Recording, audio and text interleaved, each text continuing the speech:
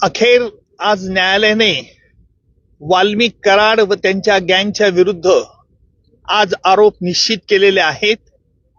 दिनांक 9 डिसेंबर 2024 रोजी संतोष देशमुख यांचा कट करून संगनमताने आरोपींनी खून केला आणि त्याचप्रमाणे यातील काही पुरावा नष्ट करण्याचा प्रयत्न केला.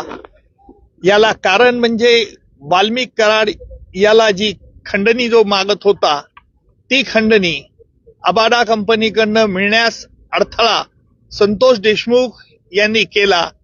याकरिता त्यांचा खून करण्यात आला अशा रीतीचा सरकारतर्फे आम्ही आरोप प्रस्तावित केला. न्यायालयाने आरोप त्याप्रमाणे आज निश्चित केले. एकूण सगळ्या आरोपींच्या विरुद्ध आज निश्चित करून त्याची पुढील तारीख आता 8 जानेवारी ही तारीख ठेवलेली आहे.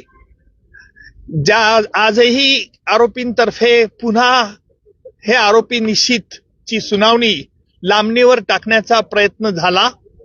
आरोपींनी या खटल्यामध्ये आतापर्यंत जे D2 ऑपरेशन केलं, ज्याप्रमाणे पाकिस्तानतर्फे K2 operation, K for Kashmir आणि K फॉर खलिस्तान असं केलं जात होतं, त्याचप्रमाणे आरोपींनी देखील या खटल्यात वेळोवेळी वेगवेगळे हातखंडे वापरून D2 operation, D for delay आणि डिरेल, उशीर करणं आणि खटला उलथून टाकण्याचे प्रयत्न होते.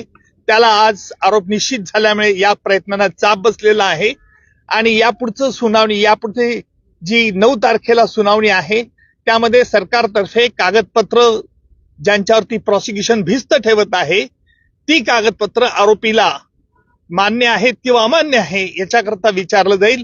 त्याच्यानंतर साक्षीदारांची यादी दिली जाईल आणि प्रत्यक्ष पुराव्याचं काम लवकरच सुरू होईल. आरोपींच्या वतीने वारंवार वकील बदलले जात होते, त्याबद्दल देखील आज कोर्टाने नाराजी व्यक्त केली. काय नेमकं त्यालाच आम्ही आज आक्षेप घेतला की आरोपींतर्फे जे वेळोवेळी वकील बदलण्याचा त्यांना अधिकार आहे, नाही असं नाहीये, परंतु वेगवेगळ्या 30 कारणं ही पुन्हा पुन्हा न्यायालयापुढे मांडण्यात येत होती. म्हणून आम्ही न्यायालयाला विनंती केली की न्यायालयाने यापूर्वी देखील या त्यांच्या म्हणण्यावरती त्यांचं म्हणणं ऐकलेलं आहे, त्यामुळे न्यायालयाने यावरती निश्चित प्रकारचा आदेश द्यावा. त्याप्रमाणे निश्चितपणे आज न्यायालयाने प्रत्येक आरोपीला विचारलं, तुमच्या विरुद्ध हे आरोप ठेवण्यात आलेले आहेत, सगळे आरोप तुरुंगातच होते, आरोपींनी आरोप मान्य नाही असं सांगितलंय आणि न्यायालयाने त्याकरता ते रेकॉर्ड जेलमध्ये पाठवण्यात येईल आणि जेलमधून त्यांची